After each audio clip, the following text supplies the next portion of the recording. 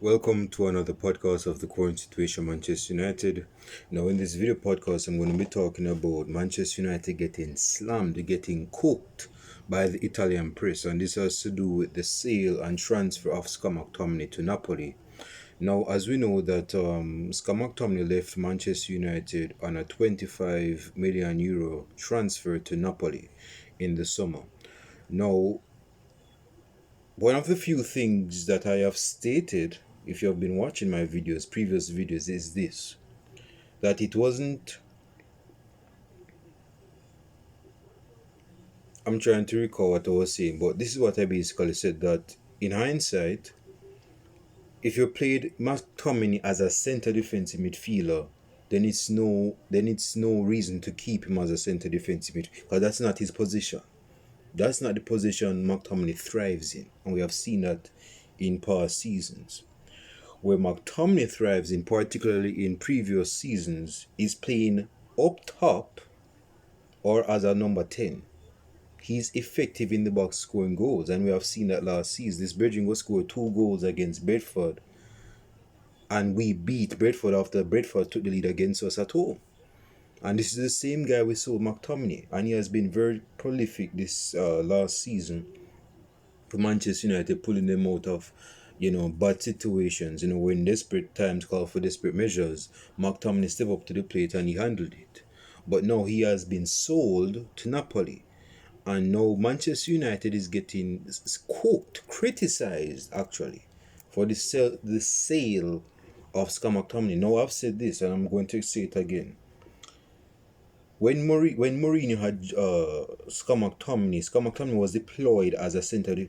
We had McTominay and Fellaini or Pogba in our midfield. That is not a good midfield. Let us not even forget the Fred midfield of having McTominay and Fred in under the Ole Gunnar Solskjaer era.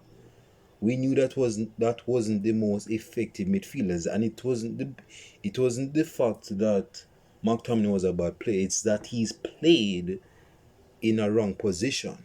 McTominay is not no defensive midfielder, man. We have seen that. And Mourinho was hell-bent on using McTominay because, he brought him from the academy, so he gave him a bus. So, of course, I guess he had a say in wherever he played. He's a man, so of course he could have a say. But he wanted to play him as a defensive midfielder, trying to prove a point that he's a defensive midfielder, which he's not.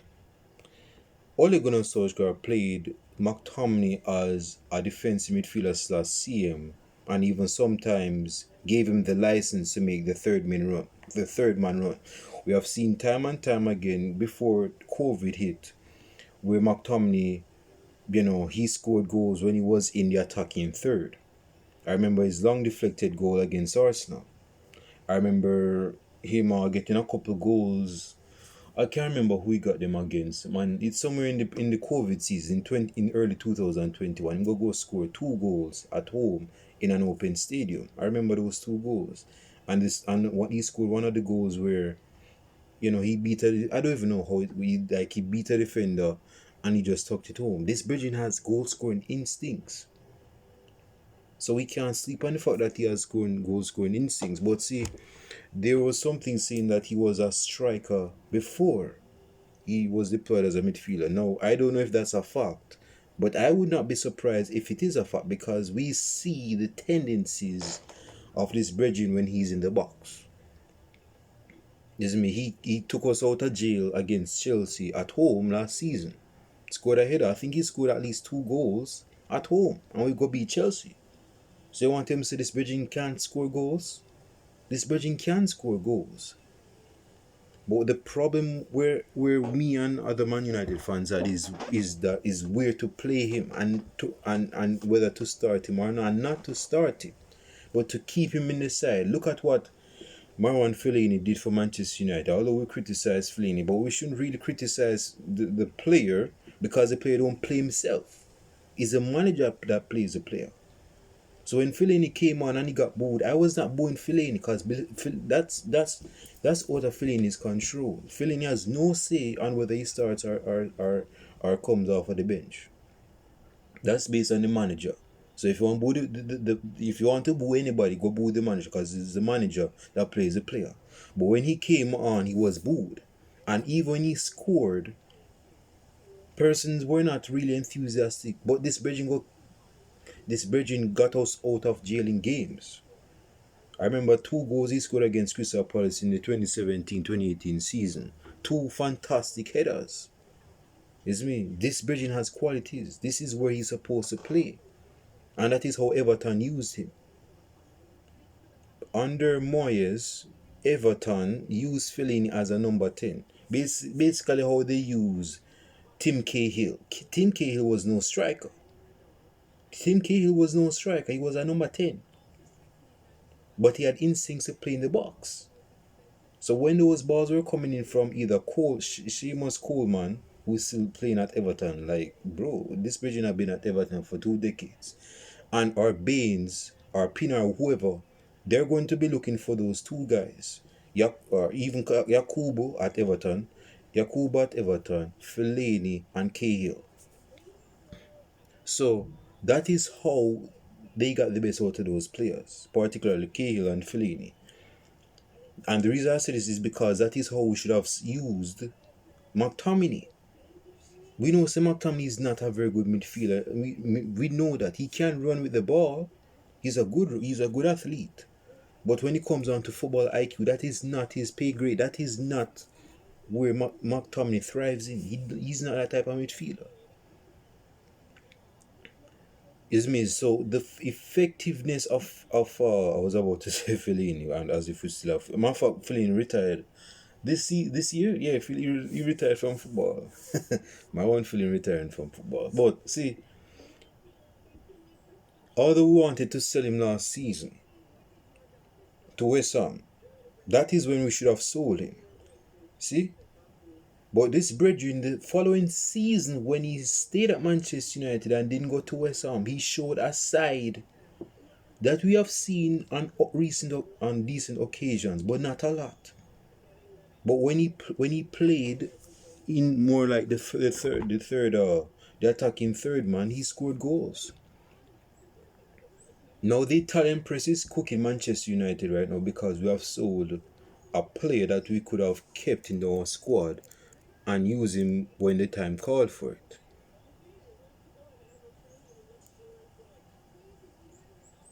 You see me? McTominay had his qualities, but it's just that he cannot be playing as a midfielder. You see me? If we play him as a number 10, that is where Antonio Conte is playing him. Man, I'm digging on my nose. That is where Antonio Conte is as a number 10. And that's where he's getting his goals. This Bridging has what? I think he has 2 goals and 1 assist in the 5 appearances for the club in all comps. And now this Bridging named Trevisani, Italian, he told the Italian press this: McTominay scored goals, he carried the cross, he had determination, and yet they kicked him out. Nothing works at Manchester United, a club that only does stupid things. You can't guess anything. I can't really disagree with that. Since Sir Alex Ferguson left this club, we have been seen as the punchline to every joke at a stand-up comedic show. Definitely when it comes down to football and transfers. Is me. When it comes to football and transfers, man, hey man, it's like we don't even know what we're doing. And yes, we've brought in Ineos and Sir Jim Ratcliffe into this club to strengthen the core of our football transfers, but a lot of United fans, particularly the press, are questioning the sale of McTominay, and I did as well. I mean, it's one of those things where you want it to happen, but you didn't really want it to happen. Like I said, last season I wanted McTominay to be sold. Him and Harry Maguire to West Ham. It's me, because I believe those players would have suited West Ham and how West Ham play, given that at the time it was Moyes as manager. So of course, Scottish slash, they fit under that umbrella, so to speak. But the form that he came across when his Bridging scored goals for us, he brought us out of situations where we could have lost the game. And it's not that we sold him at a wrong time, I think. Because again, McTominay is not the way how we supposed to be playing our football like how Marwan Fellaini was at Manchester United. We didn't want Marwan Fellaini to be starting games, although he started a few games and did decent. But that is not the football that we're supposed to be, that is not the football Manchester United should be known for. Is using McTominay as a starter, definitely not in midfield or even as a striker. Bring him off of the bench. That's what I've been saying. As a plan B, get McTominay off of the bench by the 75th minute and put him in that box when you're crossing the ball. Not starting him unless desperate times call for desperate measures. I have to start him so other players can play. But to sell him, man, it's quite, like I said, bro, it's a funny one because persons want him to be sold but not really wanted to. Because again, I know I'm going around in circles like a loophole, but this bridging could have still be of use for us. You look at our strikers. We have. I don't even know if Joshua Zirkzee is a striker. I don't know if well, Hoyland is a striker. He's a centre forward, yes, but he's not. Well, he just came back from injury. But is this bridging really the main number 9 to lead us forward? This bridging is just 21 or 22. And Zirkzee is like 21 or 22. And persons are saying Joshua Zirkzee doesn't have the temperament, the personality, the capabilities, the competitiveness to play at the level in the Premier League. They're saying that he's more so fit for the Serie A because the Serie A is slow paced and not as intensive and competitive as the Premier League, and it's not. But they're saying that Zirkzee, as you can see, I got my haircut. Them saying that Zirkzee is not the type of forward to leave Manchester United for, because he's not the type of forward that will, you've seen the games where he's come off the bench and even play, man. He looks slacked. Like, I wouldn't even say he just looks relaxed. I don't even know, bro. He doesn't seem as aware, if that makes sense, if you know what I mean. Like when you get the ball, like if you're playing against a pressing side, that you have to be aware of your surroundings. When you get the ball, make sure that you pass the ball to your closest teammates, or if you are a quick dribble yourself out of that position so you can score goals for your teammates or assists. But Zirkzee, I don't even know if this version is a striker or a number 10. I just know he's an attacker, but I don't know if he's actually a centre forward. He's built like a centre forward, but we don't know if this version is the person to lead us forward and score goals for Manchester United, man. So they're saying they killed every player. Hoyland, they didn't really kill Hoyland. Delight, they didn't really kill Delight. Delight just came to the club right about. Anthony, I guess you could. That's an argument. Rashford, yeah, I guess you could say. Even Casemiro, it's a joke. There is no comparable team. They should be arrested. PSG are scientists in comparison. They have thrown away managers, coaches, and players in recent years. They have no idea what they're doing. Now we know that the Italian press is very cutthroat when it comes down to comments, and this is no different. It's a bit stretched because, like I said, bro, Hoyland is not killed. Hoyland scored goals last season, although he didn't score goals in the Premier League for like 4 months or something. But he got the ball rolling off when January came around. He killed Rashford. Rashford has been killed. Man, Rashford has been killed for a long time, like since 2019 or 2018. So this is not nothing new. Or 2021, the very recent, but Manchester United, man, we have made very questionable decisions over the last couple of years, man. And I don't even I'm not even surprised the press is cooking Manchester United for coming. And I know that McTominay is playing with a fire in his belly to prove a point, saying that he shouldn't have sold me. I know he's playing with that fire. I know he's playing with that fire. He may not show it, but that's what he.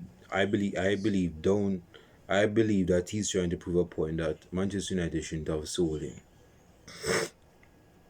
I'm going to address one thing, last thing before I wrap up this video. And hey, man, if you've been watching up until this point, I'm not talking to myself. I'm talking to you guys.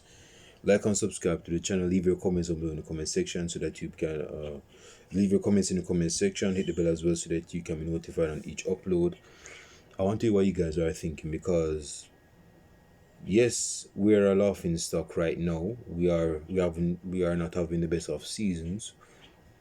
There are a lot of questions asked from United fans to either Eric Ten Hag, of course, because he's the manager, and of course the way how we did our business, the signings we made, the sales we made, the players we sold, the players we sold. I know there are a lot of questions around that. The media don't want Ten Hag sack. Why would they want the circus to end? So I did a little follow up on this little article, kind of comedic if you ask me, and they're saying that they're basically saying that the press don't really want Eric Ten Hag to be sacked. They don't want him to be sacked, because they know, say, if he's sacked, that is the end of. Do you have to be on? You have to understand how journalists. I'm not a journalist, but you have to understand how media and so forth works. If Eric Ten Hag stays in a job, they get paid. They get hefty pay, actually. They get views to their articles. They love chaos, and even by their own admission, that's what they said. This is what they said. Even if we do treat the media as a blob, it's not quite right to say they want everything like suck. What the media want at all times is a circus. That means drama. That means what you call now? I'm missing the word. Controversy. That type of thing. That is what sells. There's a saying in media is that if you're not controversial, if you don't divide opinions, then you're you're a nobody. You're basically a nobody that's giving attention. Isn't me? This is why Donald Trump, whenever his name come on TV, persons watch the news, because Donald Trump knows that whenever he says something that's outlandish or controversial, he knows he's going to get views and persons are going to talk about it. He knows that, and that's actually smart on his part, because he's getting free personal, he's just sucking people into it, so he knows what he's doing. So when that's what the media want. They want a circus. They want chaos, noise, and nonsense. And yes, that includes us. That's football365.com. That's what this article is saying. Is me. So for Eric Ten Hag, I hope I'm not going on a tangent. I hope you guys get what I'm saying. But Eric Ten Hag really needs to know what needs to work out what he's working out, man. He has his players, but we're not seeing the effectiveness of his self-play with the players that he got in the summer. They look like a League 3 defender against Porto. He got ousted by them centre forward. I don't even remember what's his name. Lisandro Martinez is doing decent, could be better. Our defensive structure is off base, man, or it's not organized. Our midfield is not up to par. Our strikers are definitely not up to par. Our attackers. The saving grace of Manchester United, as I've said in before, is this: when Manchester United are playing against Man City, Tottenham, or they will lost against Tottenham at home. If you play against not only top sides, but if you play against sides that give us space, and when we're counter-attacking, that's where we look dangerous, at least somewhat dangerous. But if we're playing against a side that is congesting space, they actually play football, and they don't play a high line, that's where we lose our head and play a fool, because we don't know what to do in that instance.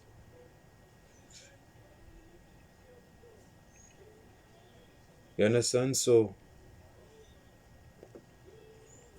This is where, man. This is where we really need to, work on our football, man, and I'm including ourselves because we're part of this club. And yes, I want everything like out, but he's part of us, man. He's Manchester United. We're all Manchester United.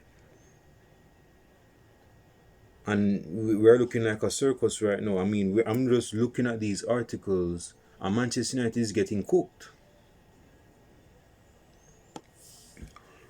So, wrapping up, the take home message is this: